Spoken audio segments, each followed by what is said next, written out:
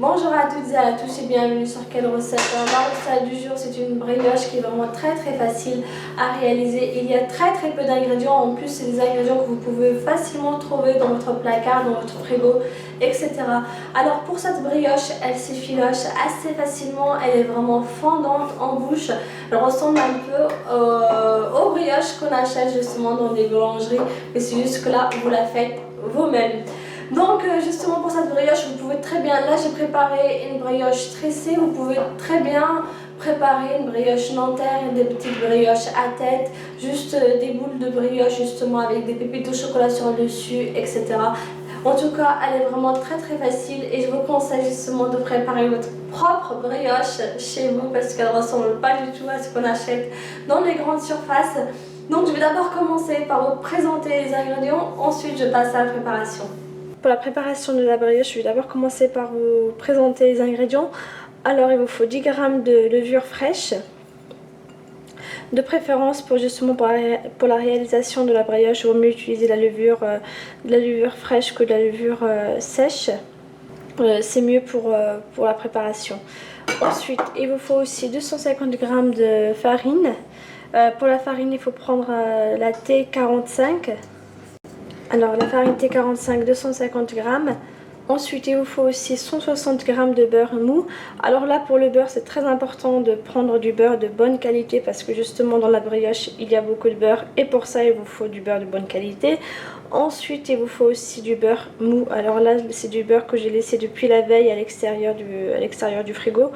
Donc là, je l'ai sorti la veille pour l'utiliser aujourd'hui et il faut que ce soit du beurre mou, c'est très important. Il ne faut surtout pas mettre du beurre à moitié mou et dire tiens c'est bon il est mou. Non, surtout pas, il faut mettre du beurre mou, c'est très important, j'insiste bien là-dessus. Ensuite, il vous faut aussi 150 g d'œufs, donc là il vous faut en gros il vous faut environ 3 œufs, soit 150 g. Vous pouvez très bien les peser si vous voulez, c'est ce que je fais aussi, je les pèse à chaque fois. J'enlève, si je dépasse les 150 g, j'enlève surtout du blanc d'œuf. Voilà, donc là j'ai 150 g d'œuf.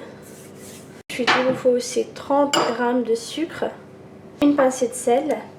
Il vous faut aussi environ 5 cuillères à soupe de lait, donc là c'est surtout pour diluer la levure. Pour la dorure de la brioche, il vous faut un œuf entier.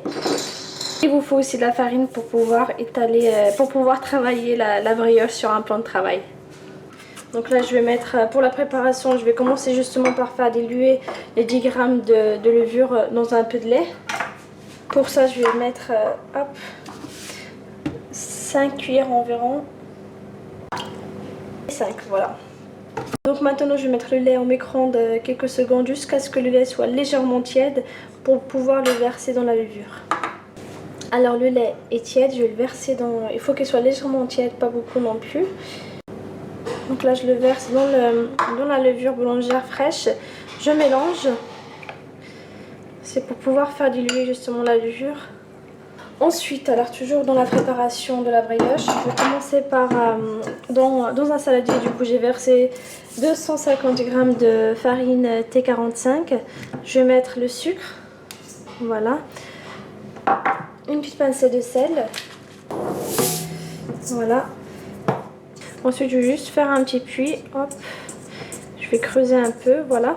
C'est pour pouvoir verser justement la levure. C'est juste pour pas mettre en contact le sel et la levure parce que sinon la pâte va pas pousser. Donc c'est pour ça qu'il faut bien séparer le sel et la levure. Il faut surtout pas mélanger les deux. Sinon votre pâte risque de ne pas pouvoir pousser. Donc je vais verser justement la levure. Voilà.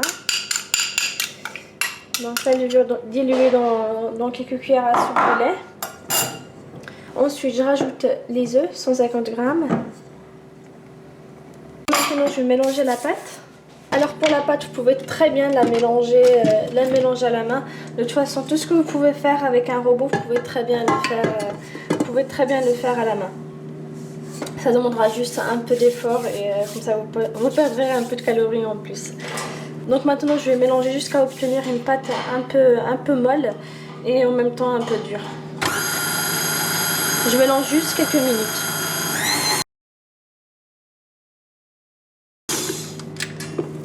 Donc là vous obtenez et une pâte un peu dure. Voilà. Je vais juste l'enlever du crochet. Et ensuite, je vais incorporer le beurre mou petit à petit tout en continuant de mélanger. Donc pour mélanger, il faut mélanger environ entre 5 à 10 minutes. Bien sûr, il faut augmenter la vitesse petit à petit. Et à un moment donné, il faut accélérer la vitesse et revenir à vitesse moyenne. C'est ce que nous allons voir juste après. Donc là, je mets le beurre mou petit à petit tout en continuant de mélanger.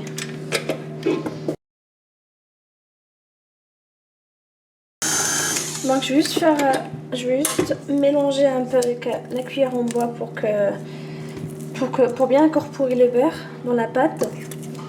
Voilà, parce qu'il colle un peu contre les bords du bol. Voilà.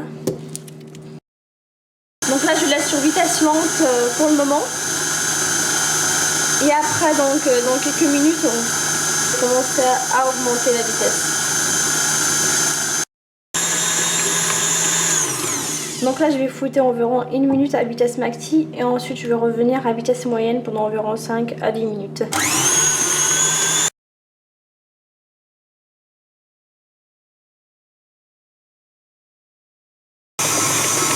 Alors après environ 10 minutes de pétrissage de la pâte à brioche.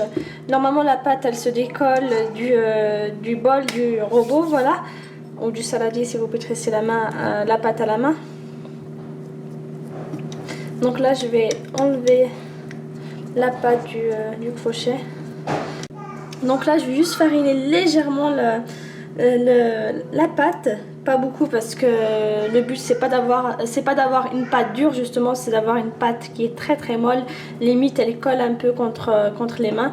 Donc il faut surtout pas mettre beaucoup de farine parce qu'après à force de mettre de la farine vous allez obtenir une sorte de pâton assez dur et qui est pas du tout mou. Donc là j'en mets qu'un peu. Je vais essayer d'enlever la pâte du saladier. Hop. Vous pouvez très bien fariner légèrement vos mains comme ça pour pas qu'elle colle beaucoup. De toute façon c'est normal qu'elle colle contre les mains, il y a beaucoup de beurre forcément.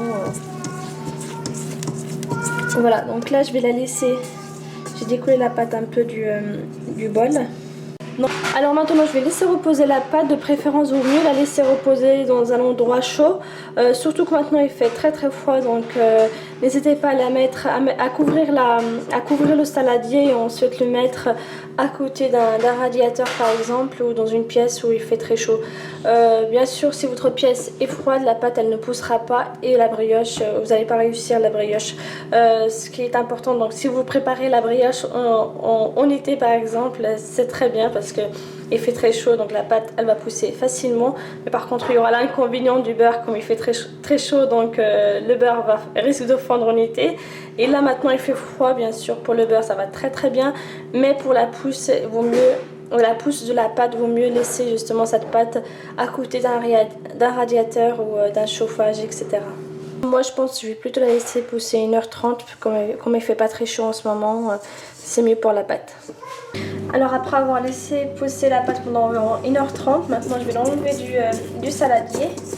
Vous pouvez très bien de temps en temps fariner un peu vos doigts, comme ça. Voilà. Donc maintenant il faut dégazer la pâte.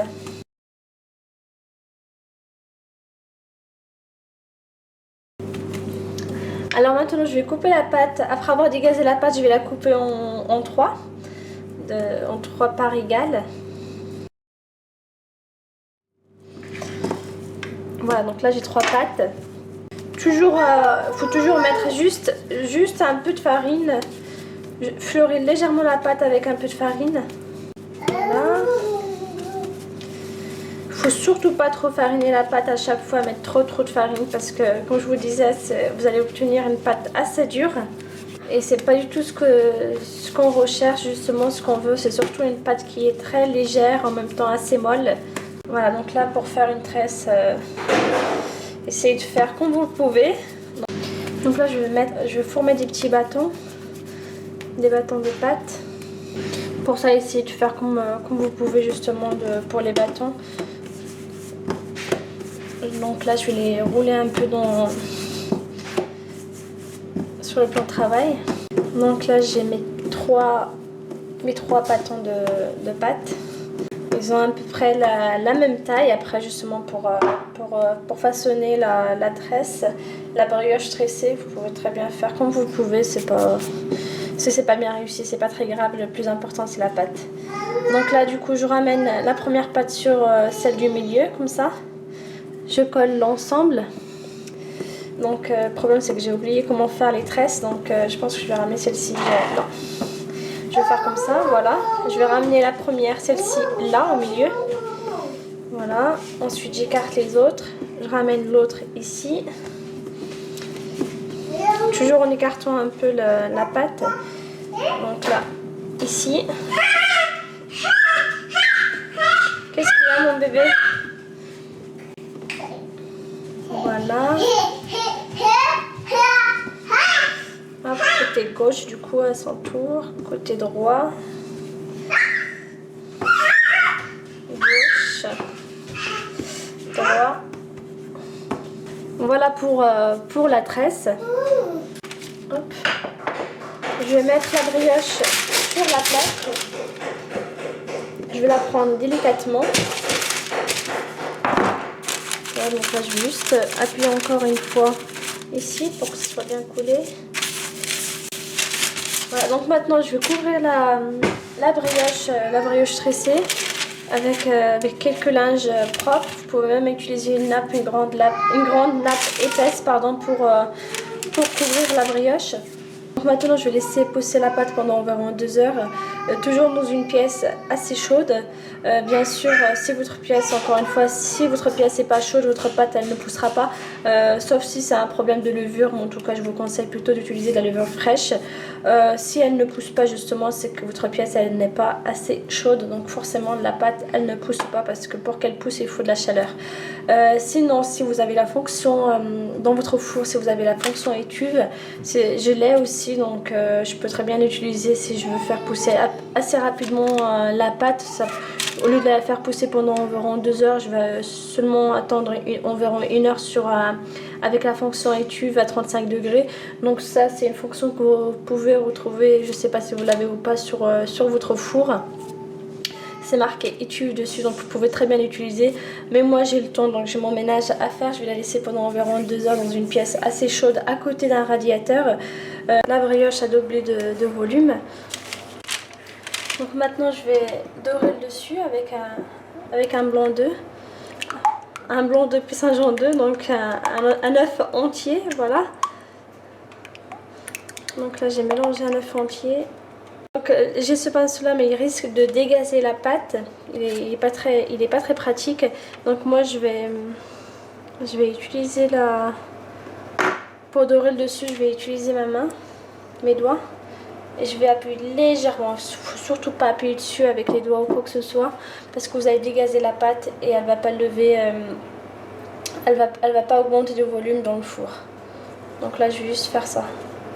Si vous préparez justement la brioche pendant l'hiver ou tout simplement quand il fait froid, vous pouvez très bien laisser la brioche lever pendant environ 3 heures. Donc moi j'ai laissé 2 heures parce que ça suffit largement pour moi. Mais si chez vous il vous faut plus de temps, n'hésitez pas à la laisser environ 3 heures. Voilà, donc maintenant je vais enfourner la brioche pendant environ 10 minutes, un quart d'heure selon votre four. Vous pouvez très bien aller jusqu'à 20 minutes, mais je vous conseillerais plutôt de la laisser 10 minutes, un quart d'heure au four à 180 degrés. Il faut attendre jusqu'à ce qu'elle soit légèrement gonflée, un peu plus gonflée que ce que vous voyez maintenant. Et ensuite il faut qu'elle soit légèrement dorée sur le dessus.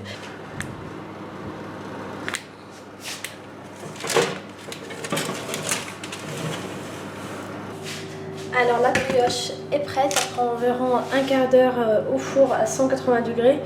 Donc maintenant je vais la laisser refroidir un peu avant de la déguster. Donc vous pouvez l'accompagner avec un peu du Nutella, de la confiture si vous voulez, etc. Sinon vous pouvez très bien la manger juste nature comme ça, c'est très très bon, surtout avec un bon café. En tout cas elle est très très fondante en bouche, c'est incroyable et c'est très très bon. Et elle s'effiloche facilement. Donc là si je tire dessus par exemple, je sais pas si vous voyez. J'adore en préparer, j'en prépare souvent à la maison. J'aime bien et en plus c'est une bonne brioche avec très peu d'ingrédients. Elle s'effiloche facilement, elle est fondante en bouche. Après vous pouvez l'accompagner avec ce que vous voulez.